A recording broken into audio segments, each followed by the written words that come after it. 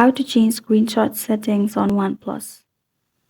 Hi everyone, it's Sophia to assist you today. Without any delay, let's jump right in. First, go to settings of your phone and then you'll find this kind of screen pop up.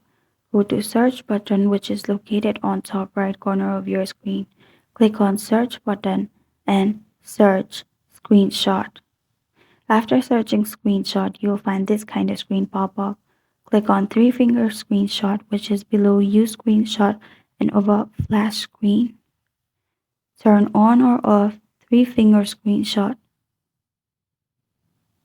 It shows you swipe with three fingers on the screen to take a screenshot, or you can also take screenshot by clicking on volume down button and power button.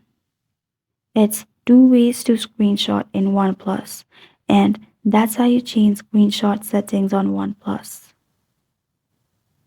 Thank you for joining me today. If this video helped you out, please leave a like and subscribe for more. Got a question or want to suggest a topic? Comment below. I am Sophia signing off. Until next time.